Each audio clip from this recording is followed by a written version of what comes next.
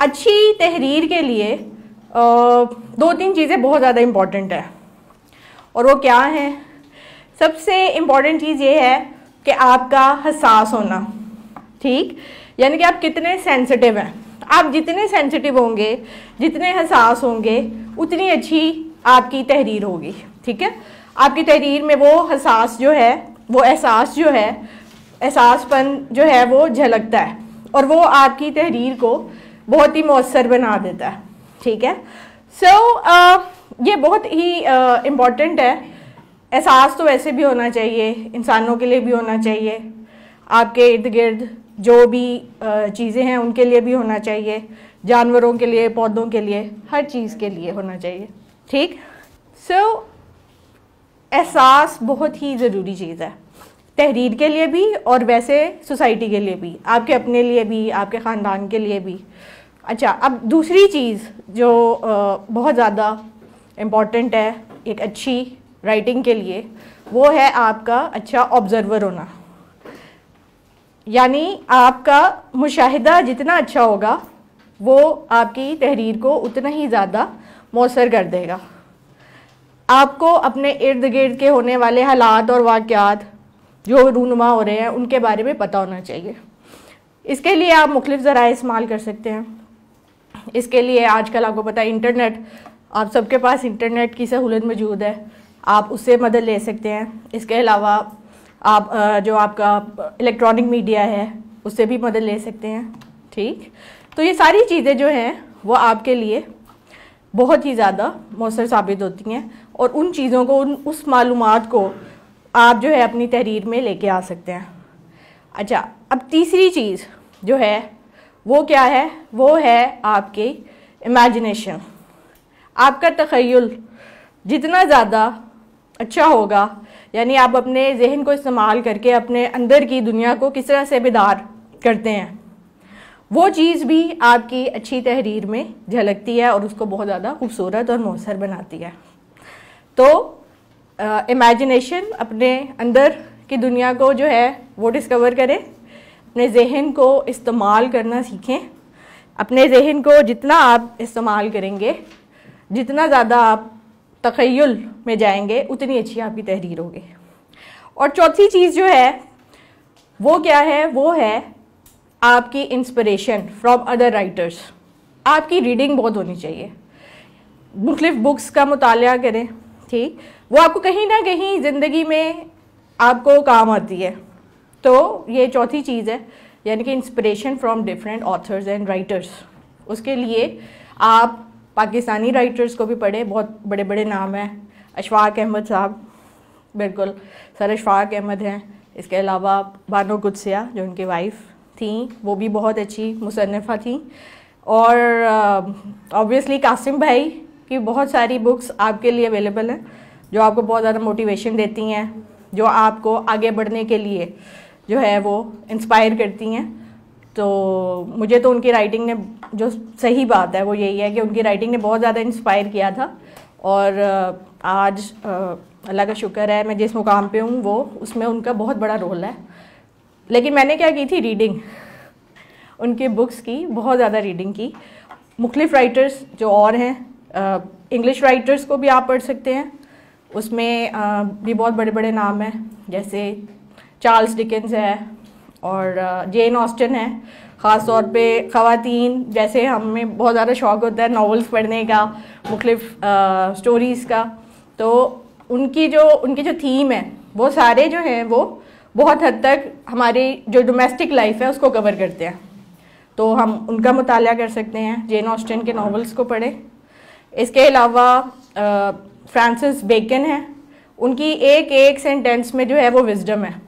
अगर आप sir Francis bacon की बुक्स पढ़ें, उनके एसेस पढ़ें, तो उनका राइटिंग स्टाइल जो है वो बहुत ज़्यादा कंसाइज है, बहुत ज़्यादा मुख्तसर है, लेकिन बहुत आप कहें एक समंदर को कूजे में उन्होंने बंद किया हुआ है। तो उसको पढ़ें। अगर इंग्लिश, जाहिर है कुछ लोगों की इंग्लिश इतनी ज़्यादा नहीं होती, इसमें कोई हमारा इसमें कोई बहुत बड़ा कसूर नहीं है, ठीक है। हमारे हालात, हमारे वाक़यात, हमारे क्या हालात हमें मुयस्सर थे, तो वो सारे काउंट करते हैं। तो आप उसके ट्रांसलेशन, अब तो हर चीज़ की ट्रांसलेशन हो जाती है, तो आप उसको उर्दू में इसके बहुत ज़्यादा तर्जमे हैं, तो you can go for that. तो ये 4 चीज़ें जो हैं वो बहुत ज़्यादा इम्पॉर्टेंट है। आपका सेंसिटिव होना, दूसरी चीज़ बिल्कुल आपका बहुत अच्छा ऑब्जर्वर होना, तीसरी चीज़ imagination and then inspiration. Very good. तो ये 4 चीज़ें जो हैं वो बहुत ज़्यादा ज़रूरी हैं और यही आपको कामयाब बनाती हैं एक अच्छी राइटिंग के लिए। और राइटिंग से ही आप एक परफेक्ट इंसान बनते हैं। जब आप राइटिंग करते हैं तो समझें कि you are just the perfect person. अच्छा, अब आज जो हमारा टॉपिक है बेसिकली वो आइल्स के हवाले से है। आइल्स में भी राइटिंग एक बहुत इम्पॉर्टेंट मॉड्यूल है। आइल्स की राइटिंग में जो है वो 2 मॉड्यूल्स हैं, 2 टास्क हैं। एक होता है टास्क 1 जिसमें आपको एक रिपोर्ट राइटिंग करनी होती है अगर आप स्टडी वीज़ा के लिए अप्लाई कर रहे हैं, और दूसरा जो है अगर आप जनरल ट्रेनिंग आइल्स कर रहे हैं, अगर आप इमिग्रेशन के लिए जाना चाह रहे हैं या शॉर्ट कोर्सेज के लिए बाहर जाना चाह रहे हैं, तो आपको फिर जनरल ट्रेनिंग आइल्स करना होता है। उसमें आपको लेटर राइटिंग करनी होती है, और रिपोर्ट राइटिंग और लेटर राइटिंग जो है वो 150 वर्ड्स की जो है उसका वर्ड काउंट होता है। और जो दूसरा टास्क है जो कि जनरल ट्रेनिंग में भी हमें करना है, साथ साथ हमें जो है वो एकेडमिक जो है उसके लिए भी करना है, वो है एसे राइटिंग। सो एसे राइटिंग जो है वो उसका जो उसका वर्ड काउंट है वो है 250 वर्ड्स, दोनों के लिए, जनरल ट्रेनिंग के लिए भी और एकेडमिक के लिए भी 250 words. It's not a big deal, ठीक है। वर्ड काउंट CSS की तरह 1000 वर्ड्स का नहीं है, सो इट्स जस्ट 250 वर्ड्स। लेकिन इसमें वो क्या चीज़ें चाह रहे हैं, वो सारी चीज़ें जब तक नहीं होंगी आपके बैंड्स नहीं आएंगे, आपका स्कोर कभी भी इम्प्रूव नहीं हो सकता। तो आज मैं आपको थोड़े से टिप्स बताऊंगी कि किस तरह से आप अपनी राइटिंग को इम्प्रूव कर सकते हैं और किस तरह से उसको उस स्टैंडर्ड पे ले जा सकते हैं कि एग्जामिनर आपको 7 to 8 बैंड जो है वो देने पे मजबूर हो जाए। अच्छा, अब आइल्स की जो राइटिंग है, एसे राइटिंग जो है, उसके लिए मैं आपको बताती हूँ कि उसमें सबसे पहले आपको क्या करना चाहिए। सबसे पहले जब भी आपने एसे लिखना है तो सबसे पहले you have to do reading. उसकी रीडिंग जो है वो बहुत ज़्यादा इम्पॉर्टेंट है। क्वेश्चन की रीडिंग ट्वाइस और थ्राइस करें, उसको 2-3 दफ़ा आप पढ़ें ताकि you can know that what is the information given over there, what is the topic of that, और इसमें राइटर जो है वो आपसे क्या चाह रहा है बेसिकली, और उसका जो जनरल थीम है एसे का वो क्या है, उसको फिगर आउट करना बहुत ज़्यादा ज़रूरी है। सबसे पहले जो है आपने ट्वाइस और थ्राइस इसकी रीडिंग करनी है। कोई भी एसे हो उसको फ़ौरन ना लिखना शुरू कर दें। बहुत सारे मेरे स्टूडेंट्स क्या करते हैं, अच्छा राइट इट्स म्यूज़िक पे है, म्यूज़िक पे पूरा लिख दिया 250 वर्ड्स, ये ले मैम हो गया। सो इस तरह से एग्जामिनर जो है वो आपको कभी भी बैंड्स नहीं देते, और आजकल बहुत ज़्यादा वो स्ट्रिक्ट हो गए हैं राइटिंग पॉइंट ऑफ व्यू से ना, बहुत कम बैंड्स आ रहे हैं राइटिंग में अनफॉर्चुनेटली। और उसका हल भी तो अब निकालना ना कि किस तरह से हमने उनसे अपने बैंड्स जो हैं वो we have to just snatch that. तो उसके लिए फिर हमें ये सारे जो मैं आपको आज के लेक्चर में जो चीज़ें बताऊंगी इस पर आप अमल करें। इंशाल्लाह आपके बैंड्स 7+ या आपके जो भी रिक्वायर्ड बैंड हैं वो ज़रूर आएंगे। तो give the thorough reading of the question of the essay, उसको 2-3 दफ़ा पढ़ें और समझें कि ये ऐसे में जो है वो इंस्ट्रक्शंस क्या है, मुझे इसका करना क्या है बेसिकली, ठीक। तो एक ये चीज़ बहुत ज़्यादा इम्पॉर्टेंट है। और रीडिंग के बाद फिर आपने क्या करना है, फिर आपने आइडियाज़ जो हैं वो ब्रेनस्टॉर्मिंग जो है वो करनी है। आइडियाज़ सोचने हैं कि आप इसमें क्या डालेंगे। जब आपने ऐसे का जो टॉपिक है और क्वेश्चन है वो अच्छी तरह से पढ़ा होगा तो फिर आप 5 to 8 मिनट्स जो है वो स्पेयर कर दें for brainstorming to think about idea. उसमें आप अपना इमेजिनेशन, वही जो मैंने आपको बताया था कि अच्छी तहरीर के लिए इमेजिनेशन बहुत ज़्यादा इम्पॉर्टेंट है। सो उसको ब्रुए कार लेके आएँ और उसको सोचें कि आपने अब आइडियाज़ कैसे सोचे। आइडियाज़ नहीं आते, स्टूडेंट्स कहते हैं हमें आइडियाज़ नहीं आते, जब हम लिखने बैठते हैं तो हम सोच रहे होते हैं कि हम क्या लिखें। तो उसके लिए सबसे ज़्यादा जो इम्पोर्टेंट चीज़ है वो ये आप कर सकते हैं कि आप मुख्तलिफ एंगल से उसको देखें कि इसमें आप अगर बिजनेस पॉइंट ऑफ व्यू से आप इसके अंदर कौन से पॉइंट्स डाल सकते हैं, इसके अलावा आप मेडिकल पॉइंट ऑफ व्यू से क्या डाल सकते हैं, इकोनॉमिकल और सोशल पॉइंट ऑफ व्यू से, उसके बारे में मुख्तलिफ एंगल से सोचें तो आपके पास अच्छे अच्छे आइडियाज़ जो हैं वो आ जाएंगे और उसमें से फिर आप बेस्ट जो हैं उनको सिलेक्ट कर लें। ये नहीं है कि सारे आइडियाज़ जो आ गए आपके सारे बेस्ट नहीं होते, उनमें से फिर आपको जो है वो फिगर आउट करना है कि what are the best ones. So उनके ऊपर आपको फिर लिखना है। अच्छा, ये हो गया ब्रेनस्टॉर्मिंग। अब जो तीसरी चीज़ है जो इसके लिए बहुत ज़्यादा इम्पॉर्टेंट है वो ये है कि आप अब ऐसे को शुरू कैसे करें। अब ऐसे को शुरू कैसे करना है, so this is the thing. अब आपने सबसे पहले जो भी क्वेश्चन गिवन है उसको अच्छी तरह से समझ लिया, कॉम्प्रीहेंड कर लिया कि ये है, इसकी डिमांड ये है, इसका जनरल आइडिया ये है और मुझे इसमें ये चीज़ करनी है। तो फिर आपने उसके इंट्रोडक्शन की तरफ आ जाना है। अब इंट्रोडक्शन जो है वो लिखना कोई बहुत बड़ी, it's not a big deal, it's not very difficult scientific और फिलोसॉफिकल काइंड ऑफ थिंग। तो उसके लिए आप क्या कर सकते हैं, उसके लिए आपने जो भी क्वेश्चन का टॉपिक दिया हुआ है उसको जस्ट पैराफ्रेज कर लेना है अपने वर्डिंग में। आपने क्वेश्चन के जो कीवर्ड्स हैं उनको अंडरलाइन करना है। कीवर्ड्स क्या होते हैं, जो नाउन है, वर्ब हैं, ठीक है, एडजेक्टिव्स हैं। तो जो इम्पोर्टेंट वर्ड्स हैं ना उसके आपने सिनोनिम्स के बारे में सोचना है और उसको अपने वर्डिंग में उसको रीफ्रेज कर देना है।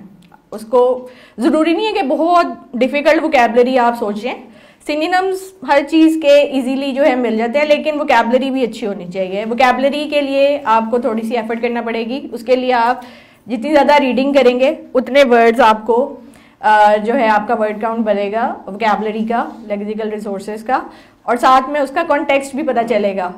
तो जो भी आपकी इंटरेस्टिंग एरिया ऑफ रीडिंग है उसको आप पढ़ें। अगर आप शॉर्ट स्टोरीज में इंटरेस्ट रखते हैं वो पढ़ें।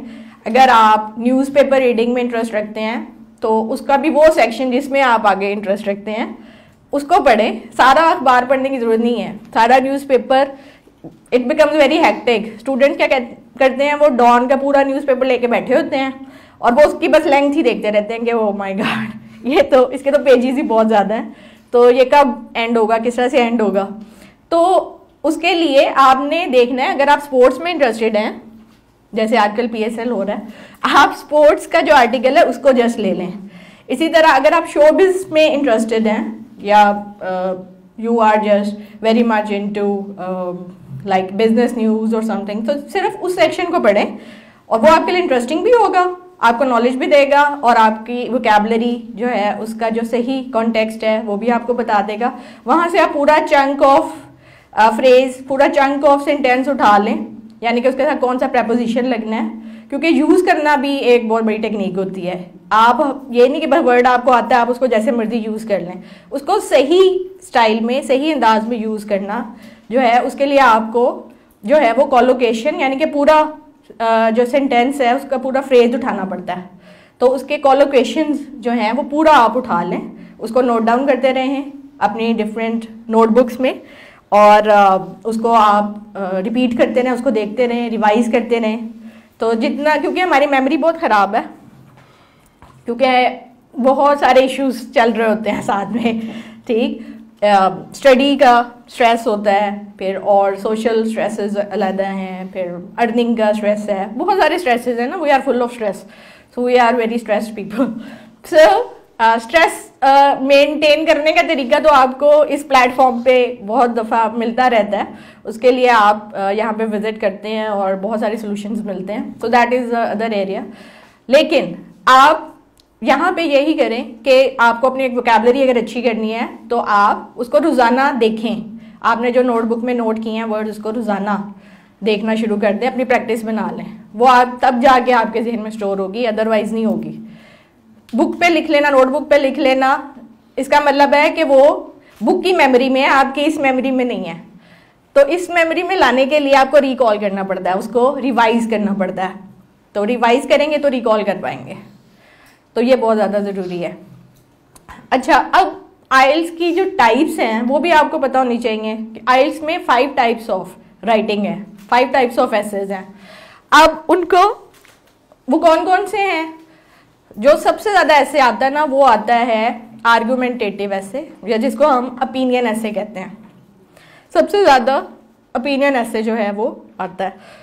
अच्छा, अब हमें कैसे पता चलेगा कि ये ओपिनियन ऐसे है? मैंने आपको ये तो बता दिया कि क्वेश्चन को आप बार बार जो है उसको रीड करें और उसको अंडरस्टैंड करें, लेकिन उसकी जो टैग लाइन है उसको, जो उसकी पंच लाइन है उसको अच्छी तरह से समझना बहुत ज़रूरी है। उससे पता लगेगा आपको कि व्हाट सॉर्ट ऑफ ऐसे इट इज़। जैसे जो ओपिनियन ऐसे है या आर्गुमेंटेटिव ऐसे है, उसका जो टैग लाइन है ओपिनियन ऐसे का, वो होता है डू यू एग्री और डिसएग्री। ठीक है, so I can write over here so that आपको उसका थोड़ा सा आइडिया हो जाए। तो जो टाइप्स ऑफ ऐसे हैं,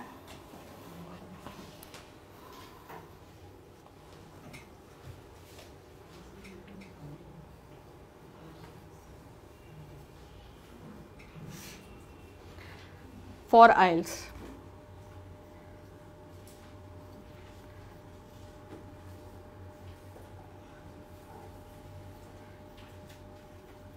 वो है ओपिनियन ऐसे,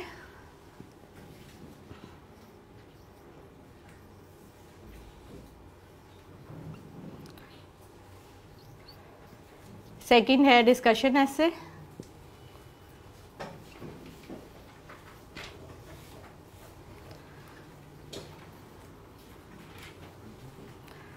थर्ड है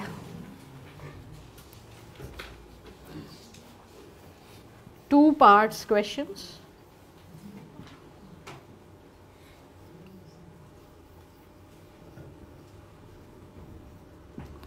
और फोर्थ है प्रॉब्लम।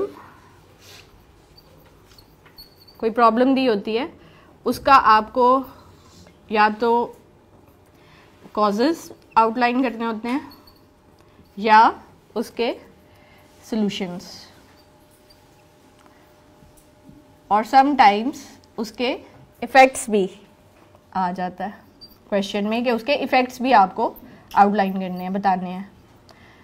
तो this is the fourth type. और फिफ्थ टाइप जो है इसकी, वो है advantages and disadvantages. What are the advantages and disadvantages of any thing.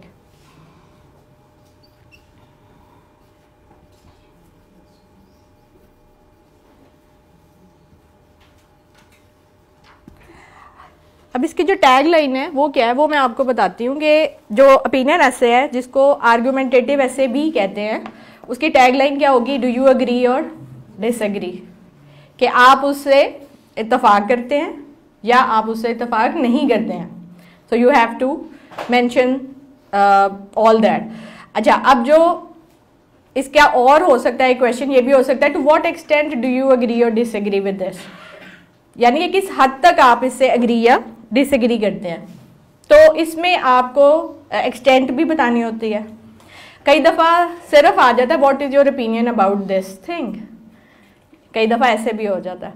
अच्छा, अब ये तीनों अगर टैगलाइंस हैं तो इट मीन्स कि ये ओपिनियन ऐसे है। अब सेकंड जो हमारी काइंड ऑफ ऐसे है, दैट इज डिस्कशन ऐसे। अब डिस्कशन ऐसे में टॉपिक के बाद नीचे लिखा होगा discuss both these views and give your own opinion. इससे हमें पता चलेगा discuss both these views and give your opinion, कि ये डिस्कशन ऐसे है। अब जो थर्ड टाइप ऑफ ऐसे है वो है टू पार्ट क्वेश्चन या डबल क्वेश्चन। टॉपिक के बाद 2 क्वेश्चंस दिए होते हैं या 3 क्वेश्चंस समटाइम्स दिए होते हैं, ज़्यादातर 2 क्वेश्चंस दिए होते हैं, डबल क्वेश्चंस होते हैं। तो उसमें फॉर एग्जांपल जैसे है music is heard everywhere, what are the advantages of listening to music question mark. और दूसरा पार्ट ये हो सकता है कि which kind of music do you prefer, your traditional music, your own country music और इंटरनेशनल म्यूजिक। या जो आजकल इंटरनेशनल म्यूज़िक चल रहा है। तो आपका जो प्रेफर्ड काइंड ऑफ म्यूज़िक है वो कौन सा है, तो उसके आगे पे क्वेश्चन मार्क होता है। इससे हमें पता लग जाएगा कि ये डबल क्वेश्चन है, 2 पार्ट क्वेश्चन है। And the last one is advantages and disadvantages of anything. So you have to mention advantages and disadvantages both in that essay type, right. तो ये है kind of essays, so from the point of view of IELTS. तो इसकी tag lines जो है वो मैंने इसलिए आपको दे दी है, क्वेश्चन के कीवर्ड्स अंडरलाइन करें, टैग लाइन को पढ़ें, ताकि आपको पता लगे कि what examiner wants from you, तो उससे आपको सारा ये क्लियर हो जाएगा। अच्छा, अब ये हमने अच्छी तरह से पढ़ लिया, हमें टाइप्स भी पता चल गई। अब इंट्रोडक्शन के लिए हमने क्या करना है, क्वेश्चन को रिफ्रेज करना है अपने वर्ड्स में by changing words, by using synonyms. Synonyms क्या होता है, यानी कि एक ही मीनिंग वाले दूसरे अल्फाज। So these are synonyms. और इसका प्रोनाउंसिएशन बिल्कुल सही कर लें। बहुत सारे स्टूडेंट जो हैं इसका प्रोनाउंसिएशन बहुत बड़ा बुरा हाल कर देते हैं उसका, वो पता नहीं क्या क्या कह रहे होते हैं। सो सिनोनिम्स एंड एंटोनिम्स क्या होता है, इसका ऑपोजिट। तो आपने सिनोनिम्स यूज़ करने हैं, और ज़रूरी नहीं है कि हर वर्ड को ही आप चेंज करने की कोशिश करें, क्योंकि बहुत सारे वर्ड्स हैं उसका जो है वो आप उसको चेंज नहीं कर सकते, तो उनको एज इट इज़ लिख दें। प्रपोजिशंस हैं उनको आप चेंज नहीं कर सकते, उसको एज इट इज़ लिखें। आर्टिकल्स को चेंज नहीं कर सकते, ए एंड द, उसको द को दा ही लिखना पड़ेगा। उसमें आप जितनी मर्जी जो है वो साइंस यूज़ कर लें, you will never able to write anything else. तो उसमें टाइम वेस्ट ना करें, उसको एज इट इज़ लिख लें, क्योंकि आपकी जो राइटिंग है वो ईजी टू अंडरस्टैंड होनी चाहिए, बहुत ज़्यादा कॉम्प्रिहेंसिव होनी चाहिए। तो ये हो गया आपका इंट्रोडक्शन, यानी कि इस तरह से आप इसका इंट्रोडक्शन जो है वो कर सकते हैं। और अब आपने देखना है इसमें जो सेकंड इसका पॉइंट है वो क्या है। सेकंड पैराग्राफ क्या होगा इसका, main body paragraph, right. Main body paragraph यानी कि जो उसको डिटेल पैराग्राफ भी कहते हैं, उसमें अब आपने जो ब्रेन स्टॉर्मिंग की थी पहले उसको एक्सप्लेन करना है। आपने जब क्वेश्चन को रीफ्रेज किया इंट्रोडक्शन में, उसके बाद जो आपने पॉइंट्स ब्रेनस्टॉर्म किए थे उसको आपने, अगर आपको 2 आइडियाज़ आए हैं उस एसे से रिलेटेड, तो आपने उसको ब्रीफली लिख देना है इंट्रोडक्शन में, जो कि आपके टॉपिक सेंटेंसेस होंगे। और उसके बाद आपने, अगर तो वो ओपिनियन ऐसे है तो आपने इंट्रोडक्शन में अपनी ओपिनियन भी देनी है। ओपिनियन देनी बहुत ज़रूरी होती है, इसको थीसिस स्टेटमेंट भी कहते हैं, ये आपने देनी है। और उसके बाद आपने एग्जामिनर को ये भी बताना है एक लाइन में what you are going to write, कि आपने डायरेक्शन देनी है एग्जामिनर को कि आपका जो ऐसे है इसमें आप क्या लिखने जा रहे हैं। तो ये सारा इंग्रेडिएंट, ये सारी जो बात आपको मैंने बताई है, this is all in the introduction, introductory paragraph, right.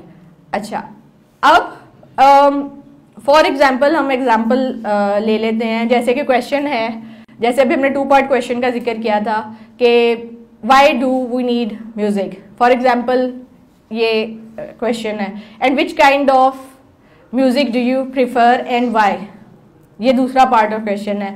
अब इसके लिए आप थोड़ा सा ब्रेनस्टॉर्मिंग करें, सोचें कि जो इसके एडवांटेजेस हैं वो क्या हो सकते हैं, म्यूजिक के क्या क्या एडवांटेजेस हैं। आप अपनी नोटबुक में why do we need music, इसके जो पॉइंट्स आपके जहन में आते हैं, यूज योर इमेजिनेशन और उसको राइट डाउन करें। तो इनमें से आपको जो बेस्ट 2 बेनिफिट्स लगें उनको आपने चूज़ कर लेना है, और इसको आपने अपने जो आपका इंट्रोडक्टरी पैराग्राफ है उसको ब्रीफली या कंसाइजली लिख लेना। उसके बाद you will leave 1 line blank, introduction के बाद 1 लाइन ब्लैंक आपने छोड़ देनी है।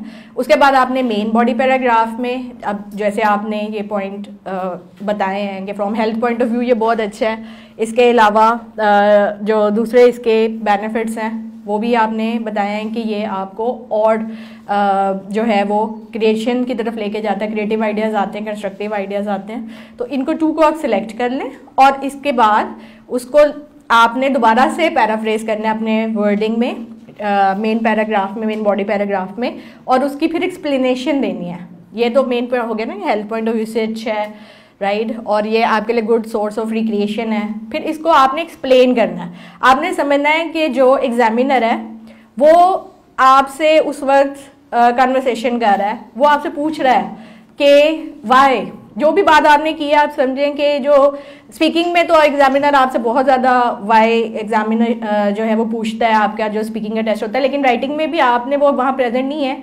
लेकिन ही इज़ वेरी क्यूरियस। उसको आपने अच्छी तरह से उसको जो है वो एक्सप्लेन करना है, उसके सारे वाइज का आंसर देना है और वो उसकी एक्सप्लेनेशन हो जाएगी। आपने रीजंस देनी है सपोर्टिंग डिटेल के साथ, जो भी आपने पॉइंट लिखा है उसको एक्सप्लेन कर दें। जस्ट एक्सप्लेन तो हम बड़ा अच्छा कर लेते हैं ना, पॉइंट अच्छा हो तो उसको एक्सप्लेन हम कर लेते हैं, तो 2 to 3 लाइन्स में उसको एक्सप्लेन कर दें। फिर दूसरा बेनिफिट जो है उसको भी एक्सप्लेन करें अच्छे तरीके से, और उसमें आप एक एग्जाम्पल भी डाल सकते हैं। ठीक, जैसे from health point of view का अगर पॉइंट है तो उसमें आप एग्जाम्पल उसके नीचे फिर आपने लिखनी है। अगर हेल्थ का पॉइंट आपने दिया है फिर उसके नीचे आपने उसी की एग्जाम्पल देनी है, ताकि उसका आपस में कोहिरेंस जो है वो ना टूटे, उसका फ्लो जो है वो ना टूटे। तो उसके साथ आपने एक एग्जाम्पल देनी है। उसके बाद you will leave 1 line blank, और उसके बाद फिर आपने बताना है कि which kind of music do you prefer.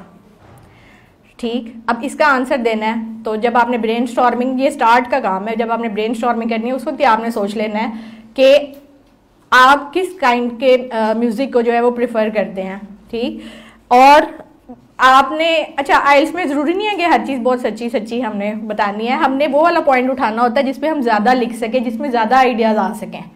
ठीक, चाहे सिंपल आइडिया हो कोई इशू नहीं है, चाहे आप उससे एग्री ना भी करते हो कोई मसला नहीं है, लेकिन आपने लिखना वही है। ठीक, तो विच kind of music do you prefer? International music, which is pop music, which is international music is pop music actually, so because it is heard everywhere and it's liked by all countries, even our young generation, you people like that. Or you like your traditional music which is your country's music.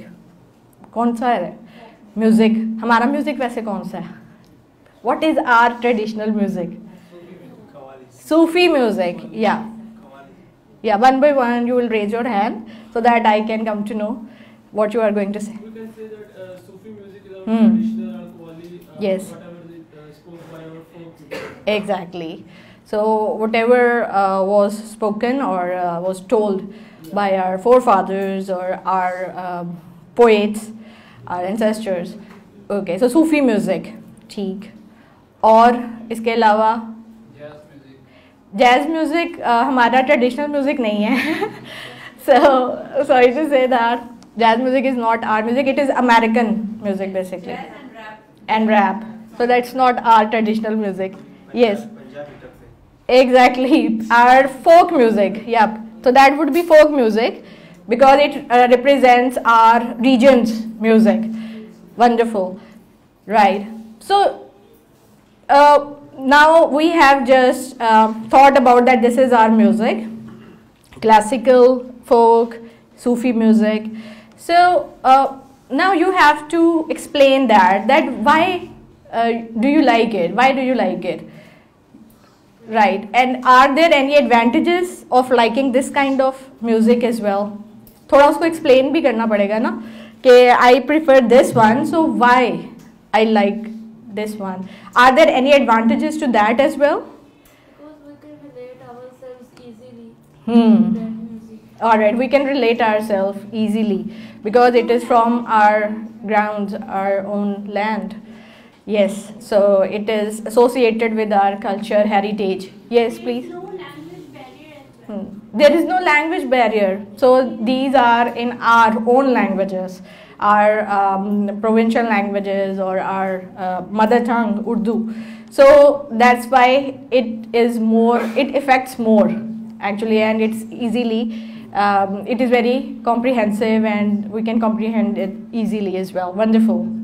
Yes. Our traditional heritage is being conveyed or transferred to the next generation by this media. Exactly. So this is continuous flow actually. जो आज की generation है previously जो Yep. पहले साल पहले या 100 साल पहले का जो हमारा tradition या उस वक्त का जो भी story या उस Yep. वक्त का environment जो है उसमें basically creative में ये सब आ रहा होता है ना, आपकी observation, आपकी society. Yes, very true. आज नहीं है. When we listen to that music, our Yep. traditional music, we build our tradition national heritage in our Exactly. So it strengthens our heritage and our culture and our identity. It keeps our identity alive. So we should be associated with our culture and our heritage because this is our identity. So वो कौमें जो अपनी identity को भूल जाती हैं उनका वजूद ख़त्म हो जाता है. Good. It can make you a patriot. It can make you patriot, definitely. This is very good point, definitely. So it just shows your love for your country and your passion for your country, definitely. And it increases patriotism. Wonderful. Good. So these are, that's why I like this because of these reasons. So you have explained that now in a very clear sense, and that was really wonderful. That was simple. No complications were there. So बहुत ज़्यादा जो मुश्किल किस्म के ideas हैं, get rid of that. उनको मत सोचें, उसको बयान करना मुश्किल हो जाता है. जो आपके जहन में आ रहा है, just उसमें से अच्छे आइडियाज़ को सिर्फ सिलेक्ट करें. टाइम ज़ाया ना करें बहुत. कोई you don't need to be philosopher or so. तो इसमें सिर्फ आपको अपनी इंग्लिश की जो प्रोफिशेंसी है उसको शो करना है, अच्छी ग्रामर के साथ, अच्छी वोकैब के साथ, अच्छे आइडियाज़, सिंपल आइडियाज़, लेकिन उसको आप एक्सप्लेन कैसे कर रहे हैं, दैट मैटर्स मोर. अच्छा, अब साथ में आपको जब एक्सप्लेनेशन आप देते हैं तो उसमें आपने एक एग्जांपल जो है वो भी पुट करनी होती है. वो एग्जांपल से ये होता है कि आपकी जो बात आपने कही है वो और ज़्यादा क्लियर हो जाती है. ठीक है, उसको और ज़्यादा लॉजिक मिल जाती है और वो रीडर, और रीडर कौन है, हमारा एग्जामिनर, तो उसको ज़्यादा अच्छी तरह से समझ आ जाती है. सो एग्जाम्पल देना बहुत ज़रूरी होता है. सो इसको इस तरह से आप करके उसके बाद एक लाइन आप फिर you will leave one line blank once again and then you will conclude that. अब आपने जो शुरू किया था उसको ख़त्म तो करना है. सो बीच में आपने सबसे पहले बड़ा अच्छा स्टार्ट लिया, उसकी बेस बनाई, उसके बाद आपने बहुत अच्छा उसको एक स्ट्रक्चर दिया और उसके बाद एक अच्छा कंक्लूजन रिक्वायर्ड है from examiner point of view. तो उसको बताने के लिए you will just simply write to sum up और to cap up the topic, right, और you can just say in summary. So don't use, I have seen many students, they just use very that is just crammed kind of structures. वो examiner को पता लग जाता है कि ये crammed है, तो don't use that. Be simple, right? Be natural. और इसको to sum up, to cap up the topic, या in summary, to conclude, in conclusion, comma. और उसके बाद आपने जो आपने मेन पॉइंट्स बताए थे, जो आपका मेन टॉपिक था, जो आपने बेनिफिट्स बताए हैं, उसको कंसाइजली आपने दोबारा से उसको विद इन 1 or 2 सेंटेंस जो है वो लिखना है और अपनी प्रेफरेंस जो है आपकी उसको दोबारा से वंस अगेन लिख देना है. And that would be the end. That just required 3 to 4 sentences, just not more than that.